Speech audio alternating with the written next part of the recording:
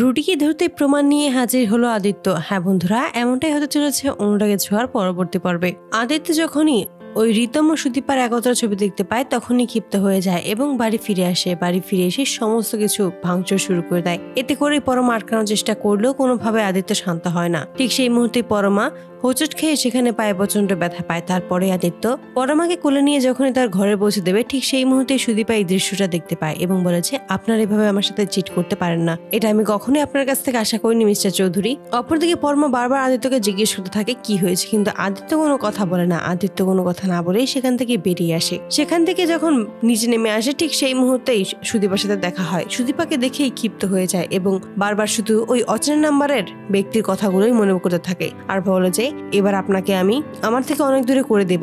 আপনি যেহেতু রিতমের সাথেই ভালো থাকতে চান তাহলে আপনি রিতমের সাথেই ভালো থাকবেন। আমি আপনাকে আর কখনোই মেনে নেব না সুদীপা। এসব ভাবতে ভাবতেই যখনই চলে যাবে ঠিক সেই মুহূর্তে সুদীপা পথ আটকে দাঁড়ায় আদিত্যর এবং আদিত্যর কি হয়েছে সমস্তটাই জানতে চায়। তবে আদিত্য কোনো কিছুই বলতে চায় না। অবশেষে সুদীপা এক প্রকার বাধ্য করে আদিত্যকে সমস্ত কথা বলতে। অবশেষে আদিত্য সমস্তটাই জানিয়ে দেয়। তখন সুদীপা বলে, আমি সেই ছবিটাই দেখতে পারি। তারপরে আদিত্য সেই ছবিগুলো দেখায়। সেই ছবিগুলো দেখেই সুদীপা খুব ভালোভাবে বুঝতে পারছে তার মানে সমস্তটাই ছিল একটা চাল। তার মানে ওই কৃষ্ণ রায় সমস্ত কিছু করিয়েছে ও রিতম স্যারও এর পেছনে জড়িত আছে। ইচ্ছাকৃত ভাবেই ফটোগ্রাফার ডেকে সেখানে এমনভাবে ছবিগুলো তোলা হয়েছে যেন এসব কিছু দেখলেই ভুল কিছু ভেবে নেবে। তখন সুদীপা বলে যে এই সমস্ত কিছুটাই মিথ্যে। সুদীপা সমস্ত কিছুই খুলে বলে আদিত্যকে, তো কিন্তু তবুও আদিত্য কোনো কিছুই বিশ্বাস করতে চায় না। তখনই আদিত্যর ফোন থেকে সেই নাম্বারটা নেয় এবং সেই নাম্বারটা নিয়েই খোঁজ করতে থাকে এই নাম্বারটা আসলে কার। খুঁজতে খুঁজতেই পৌঁছে যায় রুডির কাছে এবং সমস্ত কিছুর পেছনে যে ওই রুডিই রয়েছে সেটা খুব ভালোভাবেই বুঝতে পারে। সুদীপা তখন সমস্ত কিছুই প্রমাণ করে দেয় আদিত্যর সামনে আর আদিত্যকে বলে দেয় যে, আমি আপনাকে